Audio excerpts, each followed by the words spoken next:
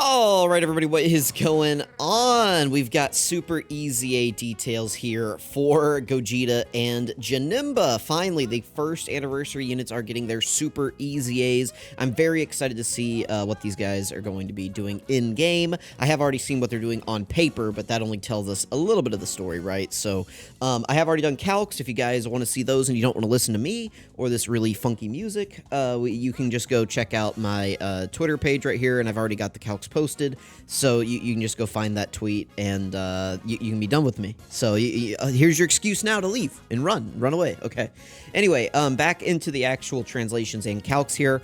Just want to preface this a little bit, and it seems like they kind of did the same thing that they did whenever these guys got their EZA the first time. If you guys weren't playing around whenever these guys got their EZA, Super Gogeta's was a little bit disappointing at the time. And he aged out pretty quickly. Like, his original EZA was not super impressive. But Janemba, whenever he got his EZA, I mean, he was just super dominant. I mean, he was a super Battle Road killer. Truth was calling him, like, All Might back in the day because of how good his EZA was. Like, I mean, he was probably, like, the best unit in the game for a long time whenever he got his EZA. But anyway, let's actually go into their translations and talk about what they're doing here. We'll start with Gogeta, since probably he's the one probably more people care about. Now, here's the thing, right? Like, I don't know when we're going to get another standalone Super Gogeta, because I guess we know that the Part 2 unit's going to be a tag unit. So, you know, this is going to be like our only named Super Gogeta for a while, at least until the Int 1 Super EZAs. So let's go ahead and take a look and see what he's doing.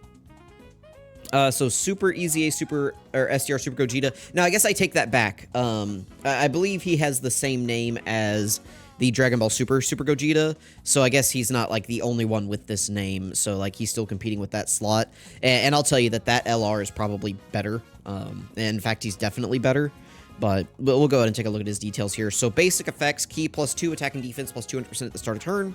Attacks effective against all types, high chance to perform a crit. I mean, this is just stupid, right? Like, I get that they can't really take this off because he already had this effect, but, like, giving a character both of these things, Dokkan has done that for years, where it's like they give them both of these things and it's just pointless. But anyway, launches an additional attack. There's a high chance to be a super attack, so that's a 50% chance to be a super attack. That's built in, guaranteed. Not too bad. So there's a pretty good shot that this guy's going to be minimum triple supering just from his basic effect, right? Most people are going to have this guy built with additional and dodge. There's no reason to give this guy crit back in the day because he was super effective against all types. On his EZA, same thing, and he has crit built in, so there was never a reason to give this guy crit at all, ever, other than the 5 crit that he gets for being an STR unit. So additional and dodge have always been the play with this guy. When attacking, attack and defense +100%, so that is a phase 2 multiplicative buff. When collecting key spheres, if this character is placed in the second or third turn, so they're already kind of telling you, like, hey, by the way, this guy is a slot 2 and 3 unit. They're just kind of letting you know that off the bat. He does get a guaranteed additional super attack, and he gives 2 key and 40% attack to all allies, which is really nice. That is not self-excluded, so that will hit him as well. Very, very good effect there. For every Rainbow Key Sphere obtained, he will increase his Phase 1 buffs by 50%, and then he'll also get a 10% chance to crit, so that'll also stack into this high chance to crit right here. So if you get 2 Rainbow Orbs, he's going to have a 70% chance to crit. If you get 3, he's going to have an 80% chance to crit. If you're somehow able to get 5 Rainbow Orbs, he will have a guaranteed crit. So that's, you know, that's not too bad. So baseline 50%, and then you add 10% for every Rainbow Key Sphere that you get. And then, again, baseline 200%, and you're going to add 50% attack and defense for every Rainbow Key Sphere that you get. So if you were to get 5 Rainbow Key Spheres somehow, you would jump up to 450% at the start of turn. And then you would also be getting this support if he was in slot 2 for 490%, at least in terms of attack. And then this is standalone on its own. Compared to these buffs right here. So this is separate from these. This is phase 2, this is phase 1, phase 1, phase 1. For every attack performed, now this is a phase 2 buff, so this and this will go into the same bucket. He does get 50% defense up to 200% and 10% damage reduction up to 30% within the same turn. This is bad that this resets every time, but again, I guess if you're putting him in slot 2, it's not going to be that big of a deal unless they introduce really major AoE bosses. If they introduce, you know, like a new Fusion Zamasu fight that's doing a 2 million AoE normal at the start of the fight, right? Like, this resetting every turn is actually just going to hurt you. So that's kind of unfortunate to see. I don't know why they needed to make this reset every turn. Whenever they gave... I'm just going to give you a little bit of a spoiler here. They gave Janemba 90% dodge before he attacks. And Gogeta, they gave him 30% resetting damage reduction. Like, I don't... I don't get that. If you're fighting a superclass enemy, he gets an additional 77% attack at the start of turn. So that'll go into this buff, and this buff. So those 4 will add together. And then he gets a 70% chance to guard. So pretty much just don't use this guy if you're fighting a superclass enemy.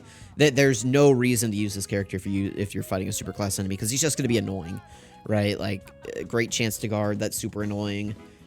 He's not getting any extra stats. Like, I don't... Anyway. If there's an extreme class enemy, you do get guaranteed crits. So, like, this doesn't matter, and that doesn't matter if you're fighting an extreme class enemy. So that's just wasted lines in his passive, because you already don't want to use him against a super class enemy, so that's really cool. He does get an extra 77% defense, and he does get guaranteed guard. Getting guaranteed guard is pretty good. That, on top of the 30% damage reduction, should make him pretty tanky in slots 2 or 3. But again, this guy is going to be super susceptible to AoEs, which is going to be a problem. Taking a look at his calcs here, remember that Gogeta does not get a super attack effect on his, like, 12-key attack. So getting this guy's calcs are pretty simple. Let me just verify that real quick. Yeah, he just lowers attack and defense on his 12 keys. So, Super Gogeta right here. Let me move left shark. There we go. And I can zoom in just a little bit here. Let me go to, like, maybe 125. And then let me get rid of right shark. Sorry, right shark. Okay. So, Super EZA Gogeta right here. These are his stats with the defensive equips included. So, if you have the 900 attack that we get for doing that 10th anniversary battle stage, and then you've got the 1200 defense from, like, the level 6 dodge and defense equip. That'd be applied on the silver, so that's where you can see the plus 900, plus 1200. That's the bronze and the silver equip. And then the gold is including the additional 600 that you get from the additional and defense equip. Again, those are all from the anniversary battle event, so if you haven't done that, go check it out and be sure to do that. So 13,570 and 9330 are like the max stats that you can have at 100% and 55%. This guy is only on a 200% leader. He does not have any of the 220% leaders. The current 220% leaders are as follows. They are, oh goodness, I probably should have planned that before I said that line. It's like, you know, the Earth Protecting Heroes, Pure Saiyans, and Fused Fighters, and then characters who are also on, what is it, Earthbred Fighters and Patara. So, obviously, this guy's not on Patara or Earthbred Fighters. Then the other two are Universal Survival Saga, which this guy is obviously not on. And then the last one is Giant Ape Power, which this guy is not on. So, he is not hitting any of the current 220% leaders. I'm sure he'll get one in Part 2. It's not going to change him that much. This will just go to 5.2 instead of 5. So, you can see it changes his defense a little bit to, like, you know, from 1.19 to 1.24. So, it's not really a significant change that this guy gets from the extra 20%. But I figured I would just... Oh, wait, no, I'm sorry. It'd be 5.4 is what it would be. It'd go up to 5.4. So, again, not a huge change. He gets about 100,000 extra defense at the highest level, but, you know, not that significant of a change that it's going to make a material impact on this character. 100,000 defense can matter, but anyway. So prepare for battle and Fused Fighters. And again, if you haven't seen my how to calculate defense in Dokkan video, I will link that. So if you guys are curious and I'm just kind of skimming over this, you can go check that out. So he gets 10% from Prepared for Battle and Fused Fighter. I figured you could use this guy next to AGL Vegito and get both those links activated. So we just went ahead with the full 10% there. When you're facing a superclass enemy, he does get 200% defense at the start of turn, and then if you get 2 rainbow orbs, it'll give him 50% each. I went with 2 rainbow orbs because I figured this guy's going to be in slots 2 and 3. 2 rainbow orbs is about the sweet spot I found. You could even say 3. You know, the more rainbow orbs you can get, obviously, the better this guy's going to be. But I figured 2 was going to be a nice average if you're just using this guy as a floater, or if you're putting him in slot 2. You know, maybe you could line up a few more orbs, and you could get 4. You could run some extra orb changers, get a lot. But I think probably 2 and 3 orbs is what you're going to see on average. So if you wanted to just change this calc, all you would do is just take the cell and change this to 4.5 instead of, you know, 4. And you can see it does change his stats up a little bit, but, you know, it is what it is. And then right here, so it's phase 2 calculations. He gets 100% when attacking, and then he gets 50% per attack performed. So on his first attack, he's going to get 150%. On his second attack, he'll be at 200, 250, and 300 as you move towards 4 attacks. That extra 200% that you build up from attacking, that will stay active, so that's really nice. So you'll get to see that at his start of turns. Like you can see right here, 200% or 300k defense at the start of turn, not very good. But whenever you get that extra 200% activated, you would take this, multiply it by 3. So he's going to be closer to like 900k defense at the start of turn, which is going to be pretty good. And then obviously, you can see as his defense builds up here. Down here below, this is going to be facing an extreme class enemy. Otherwise, it's the same situation. So you can see his stats are obviously a little bit higher because he is getting that extra 77% at the start of turn right here from facing an extreme class enemy. And then over on this right side, it's the same as this side. The only thing that changes is I included 50% support. So you can see, again, the numbers are a little bit higher. If you wanted to see, like, maximum what this guy would be, so, like, let's say 50% support, and he's getting 5 rainbow orbs. So that would be, what would that be? That'd be 577 is what he would cap out at. So we would need to change this to 677 right here. So about 2 million defense if you were able to get 5 rainbow orbs with, you know, all this support and everything else. So anyway, you know, he's okay. I think he'll be fine in slot 2 as long as he's not eating a super attack. And as long as there's no, like, AoE bosses. If you're fighting an AoE, I wouldn't bring this guy. If you're fighting a superclass enemy, I wouldn't bring this guy. And if you, like, if this guy's going to eat a super attack in slots 2 or 3, I wouldn't, you know, put him there, obviously. Luckily, there's a lot of characters with scouters now, so we can kind of see where these super attacks are and plan a little bit better. But, like, if MVP 17... the Tech 17 and the Goku and Frieza fight, like, locks this guy in slot 1, you're probably going to be in for a bad time. Alright, moving on to Janemba now. So what's Janemba doing? Pretty similar overall. So 2 key, 200% attack and defense, guaranteed guard, and then he gets a 50% chance to dodge enemy attacks. So that's all baseline. That's pretty good. And then before he attacks, so until attacking, he gets an additional 20% chance to dodge. So if you put this guy in slot 1, or if there's an AoE boss, he'll have a 70% chance to dodge, which is really, really good. And then if you put him in slots 1 or 3, after you collect key spheres, he gets an additional 20% chance to dodge, and he gives 2 key and 40% defense to all allies, which is insane. So if you put this guy in slot 1, right, he's going to have a total of a 90% chance to dodge in slot 1, or if you're going to float him, he's going to have a 90% chance to dodge against, like, AoEs. That is really, really, really good. So you really just don't want to put this guy in slot 2. You either want to have him in slot 1 or in slot 3. But a 90% chance to dodge before he attacks is obviously fantastic. He'll still have a 70% chance to dodge after he attacks, and he's going to get all of his super attack buffs, right? So, like, when receiving an attack, and like, doing all this other things, so... Well, I guess that's all he really has, right, is when receiving an attack, he gets an extra 100% defense. This does activate if you dodge, by the way. But, so, you know, after he loses his extra 20% dodge chance, you're going to have this up. So, like, he should still be pretty tanky in slot 1. Like, I don't think I'm going to be very concerned ever putting this guy in slot 1 with a 90% chance to dodge and everything else he's got going on. So, really, really good. And he's supporting. With his already really good villain link set. That's the thing about Janembas. Janembas have, like, the standard for villain link sets. And then he's also giving support on top of that. That's just going to make this guy a dream to run on all of his villain teams. Very, very impressed with what they did here. So again, phase 2 buff right here when receiving an attack 200%. I believe this is his only one in terms of defense.